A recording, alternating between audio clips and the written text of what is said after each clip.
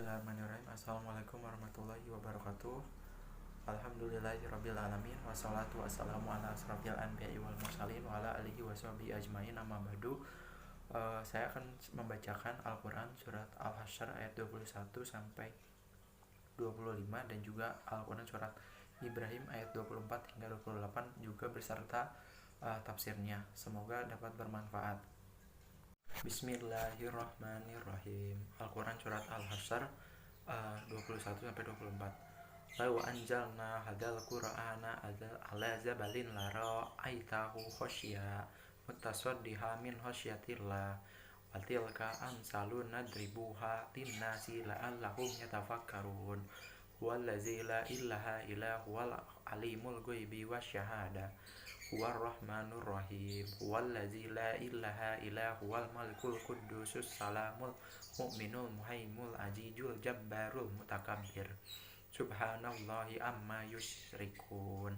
Huwallahu khaliqul bari'u musawwiru lahu asmaul husna yusabbihu ma fis samawati wal ar wa huwal azizul hakim. Shadaqallahul azim. Al-Quran surat Ibrahim ayat 24 sampai 28. Bismillahirrahmanirrahim. Alam taro kaifa daraballahu masalan kalimatan thayyibatan kasajaratin thayyibatin asluha sabbitu wa farruha fis sama'i tutti'uhu laha kulla hinni bi'idni rabbiha wa yadribullaha amsalin nasi la'allahum yatadzakkarun. Wa masalu kalimati khabisatin kasajaratin khabisatin ujtusat min fawri ardiman laha min qarar yusabbitu lahu lazina amanu bil qawli bisabbiti fil hayatid dunya wal fil akhirat wa yudilluhu zalimin wa yaf'aluhu mayyasha.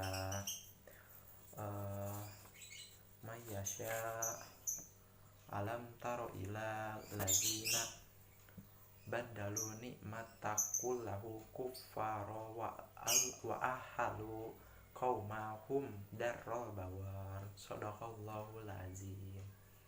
Dalam tafsir selanjutnya yaitu tafsir dari Al-Quran surat Al-Hasyr ayat 21 sampai 24. Yang pertama ada tafsir dari Kemenak. Dalam tafsir Kemenak tersebut menjelaskan bahwasannya apabila Al-Quran tersebut diturunkan kepada gunung yang besar, gunung tersebut karena saking takutnya kepada perintah dan larangan Allah dan petunjuk Allah, gunung-gunung tersebut dapat hancur. Sedangkan manusia yang notabene-nya merupakan makhluk yang lemah, mereka masih banyak sekali tidak mengindahkan kepada perintah dan juga larangan-larangan Allah.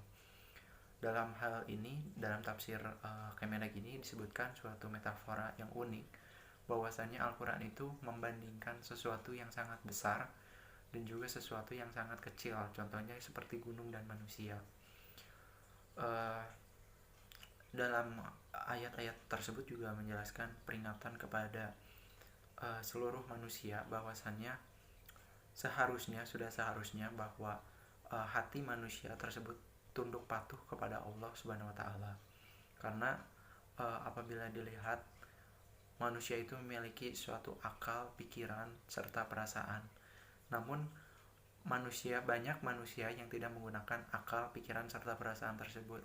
Mereka itu terpengaruh oleh hawa nafsu dan juga kesenangan dunia. Sehingga banyak dari manusia yang tidak menggunakan akal dan pikirannya. Mereka tersebut ketakutan akan kehilangan mengenai dari harta maupun jabatan mereka, sehingga mereka banyak yang tidak menggunakan akal dan pikiran mereka. Selanjutnya ada dari tafsir Quraisy Shihab.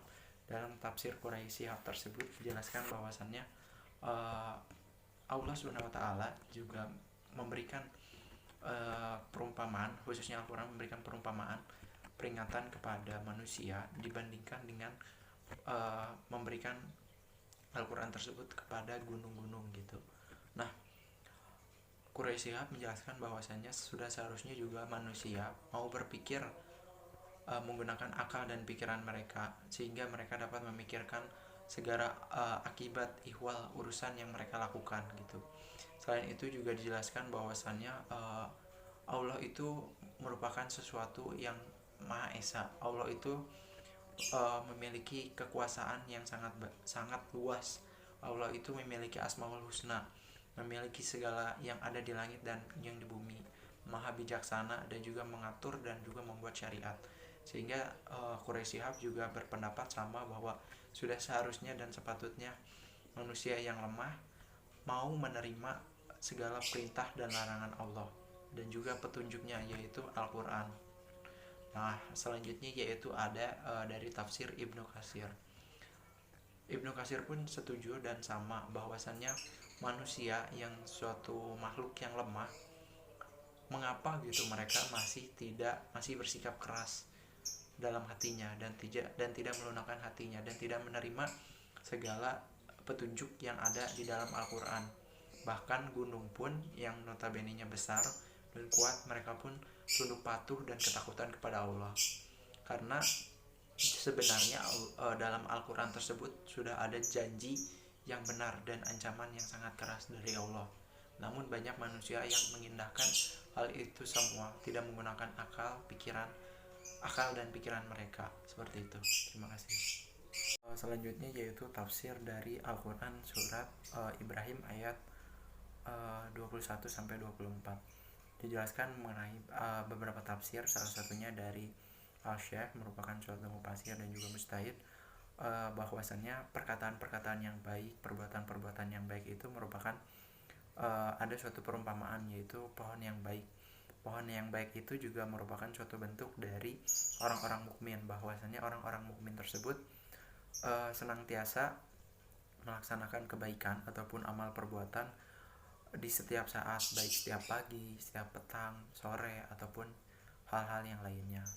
Nah, maksud dari hal tersebut bahwasannya contohnya seperti pohon kurma. Pohon kurma itu merupakan suatu pohon yang baik, dan pohon tersebut setiap pagi, siang, sore memberikan manfaat gitu. Sama halnya seperti orang-orang mukmin.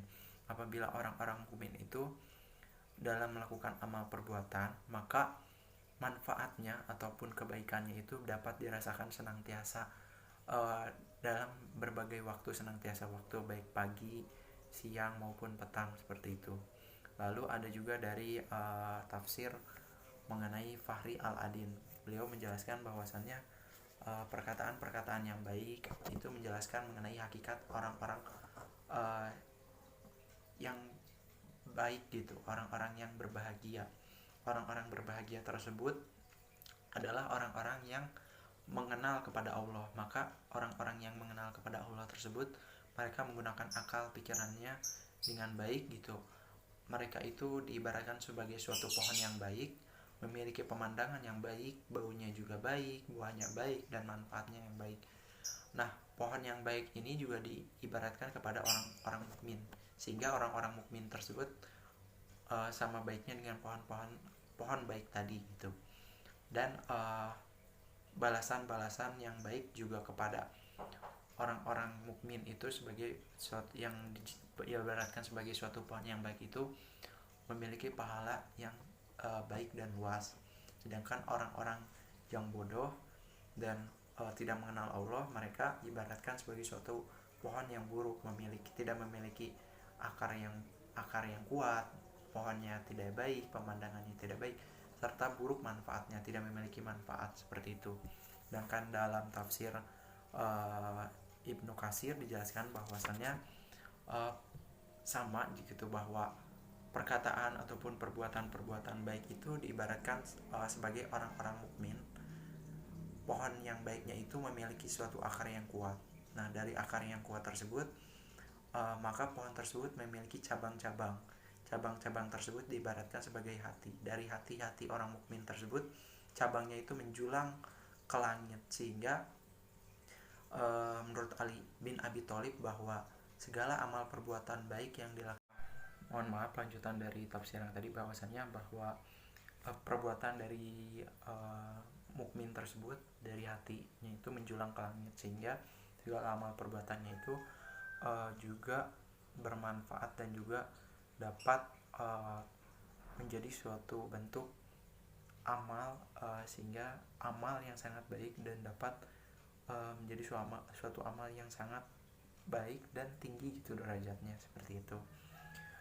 Mungkin sekian yang bisa saya sampaikan. Mohon maaf apabila masih banyak kekurangan dan juga kesalahan dalam pembacaan ayat suci Al-Quran dan juga tafsir. Saya undur diri, mohon maaf.